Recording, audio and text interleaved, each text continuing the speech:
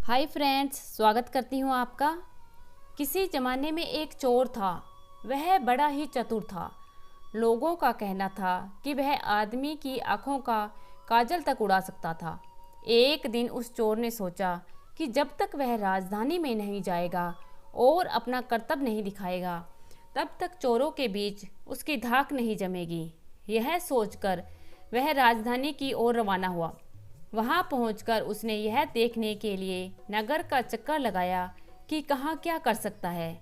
उसने तय किया कि वह राजा के महल से अपना काम शुरू करेगा। राजा ने रात दिन महल की रखवाली के लिए बहुत से सिपाही तैनात कर रखे थे। बिना पकड़े गए परिंदा भी महल में नहीं घुस सकता था। महल में एक बहुत बड़ी घड़ी लगी थी जो दिन रात का समय बताने के लिए घंटे बजाती रहती थी।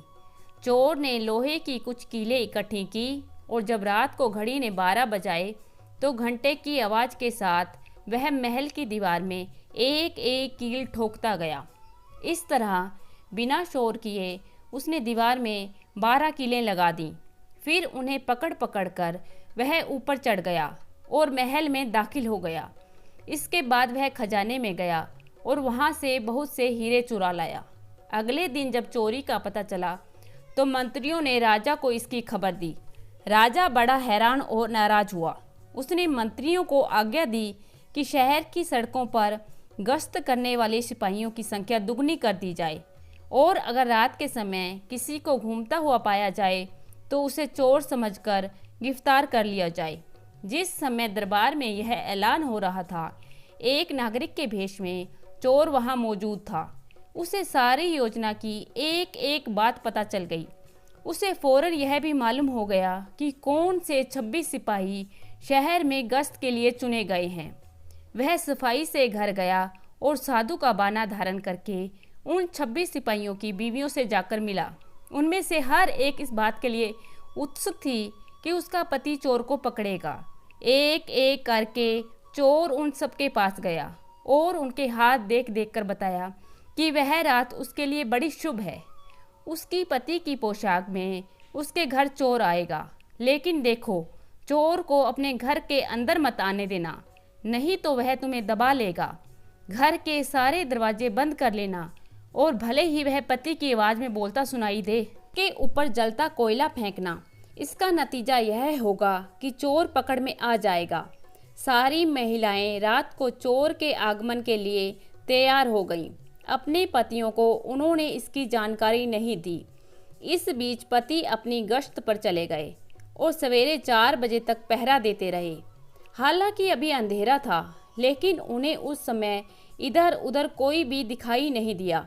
तो उन्होंने सोचा कि उस रात को चोर नहीं आएगा। यह सोचकर उन्होंने अपने घर चले जाने का फैसला किया। ज्यों ही वे घर पहुंचे, महिलाओं को संदेह हुआ। उन्होंने चोर की बताई कार्रवाई शुरू कर दी।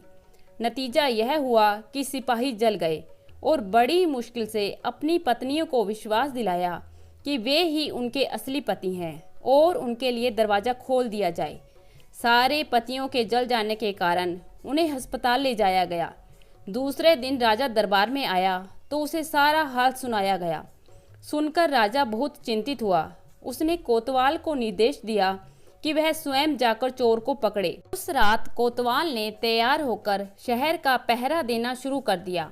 जब वह गली से जा रहा था तो चोर ने जवाब दिया, मैं चोर हूँ। कोतवाल समझा कि लड़का मजाक कर रहा है। उसने कहा, मजाक छोड़ो, अगर तुम चोर हो तो मेरे साथ आओ, मैं तुम्हें काठ में डाल दूंगा। चोर बोला, ठीक है, इससे मेरा क्या बिगड़ेगा। और वह कोतवाल के साथ काठ डालने की जगह पर पहुंचा। वहां जाकर चोर ने कहा, कोतवाल साहब, इस काठ को आप इस्तेमाल कैसे किया करते हैं? मेहरबानी कर कर मुझे भी समझा दीजिए। कोतवाल ने कहा, तुम्हारा क्या भरोसा, मैं तुम्हें बताऊंगा और तुम भाग जाओ तो? चोर बोला, आपके बिना कहे मैंने अपने आप को आपके हवाले कर दिया, मैं भाग क्यों जाऊंगा? कोतवाल उसे यह दिखाने के लिए राजी हो गया कि काठ कैसे डाला जाता है। ज्यों ही उसने अपने हाथ पैर उसमें डाले कि चोर ने झट चाबी घुमाकर काठ का ताला बंद कर दिया और कोतवाल को राम राम कर कर चल दिया। जाड़े की रात थी। दिन निकलते निकलते कोतवाल मारे सर्दी का अधमरा हो गया। सवेरे जब सिपाही बाहर आने लगे तो उन्होंने देखा कोतवाल काठ में फंसे पड़े हैं। उन्होंने उसको उसमें से निकाला और अस्पताल ले गए। अगले दिन जब दरबार लगा तो राजा को रात का सारा किस्सा सुनाया गया। राजा इतना हैरान हुआ कि उसने उस रात चोर की निगरानी स्वयं करने का निश्चय किया। चोर उस समय दरबार में मौजूद था और सारी बातों को सुन रहा था। रात होने पर उसने साधु का वेश बनाया और नगर के सिरे पर एक पेड़ के नीचे धूनी जलाकर बैठ गया। राजा ने गश्त शुरू की और 2 बार साधु के सामने से गुजरा। तीसरी बार जब वह उधर आया तो उसने साधु से पूछा, क्या इधर से किसी अजनबी आदमी को जाते देखा है? साधु ने जवाब दिया, वह तो अपने ध्यान में लगा था। अगर उसके पास से कोई निकला होगा तो उसे पता नहीं। यदि आप चाहें तो मेरे पास बैठ जाइए और देखते रहिए कि कोई आता जाता है या नहीं। यह सुनकर राजा के दिमाग में एक बात आई। उसने फौरन तय किया कि साधु उसकी पोशाक पहनकर शहर का चक्कर लगाए और वह साधु के कपड़े पहनकर वहां चोर की तलाश में बैठे। आपस में काफ़ी बहस बुसाई के बाद 2-3 बार इनकार करने के बाद आखिर चोर राजा की बात मानने को राजी हो गया और उन्होंने आपस में कपड़े बदल लिए। चोर तत्काल राजा के घोड़े पर सवार होकर महल में पहुंचा और राजा के सोने के कमरे में जाकर आराम से सो गया। बेचारा राजा साधु बना चोर को पकड़ने के लिए इंतजार करता रहा। सवेरे के कोई 4 बजने आए। राजा ने देखा कि ना तो साधु लौटा और ना ही कोई आदमी, तो उसने महल में लौटने का निश्चय किया। लेकिन जब वह महल के फाटक पर पहुंचा तो संतरियों ने सोचा, राजा तो पहले ही आ चुका है, हो न हो यह चोर है जो राजा बनकर महल में घुसना चाहता है। उन्होंने राजा को पकड़ लिया और काल कोठरी में डाल दिया।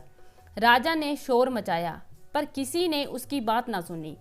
दिन का उजाला होने पर काल कोठरी का पहरा देने वाली संतरी ने राजा का चेहरा पहचान लिया और मारे डर के थर थर कांपने लगा। वह राजा के पैरों पर गिर पड़ा। राजा ने सारे सिपाहियों को बुलाया और महल में गया। उधर चोर जो रात भर राजा के रूप में महल में सोया था, सूरज की पहली किरण फूटते ही राजा की पोशाक में उसी के घोड़े पर रफू चक्कर हो गया। अगले दिन जब राजा अपने दरबार में पहुंचा तो बहुत ही हताश था। उसने ऐलान किया कि अगर चोर उसके सामने उपस्थित हो जाएगा तो उसे माफ़ कर दिया जाएगा और उसके खिलाफ कोई कार्रवाई नहीं की जाएगी, बल्कि उसकी चतुराई के लिए उसे इनाम भी मिलेगा। चोर वहाँ मौजूद था ही फौरन राजा के सामने आ गया और बोला, महाराज, मैं ही वह अपराधी हूँ। इसके सबूत में उसने राजा के महल से जो कुछ चुराया था वह सब सामने रख दिया, साथ ही राजा की पोशाक और उसका घोड़ा भी। राजा ने उसे गांव इनाम में दिए और वादा कराया कि वह आगे से चोरी करना छोड़ देगा। इसके बाद से चोर खूब आनंद से रहने लगा। तो दोस्तों, कैसी लगी आज की कहानी? आशा करती हूँ कि आज की कहानी आप पसंद करेंगे।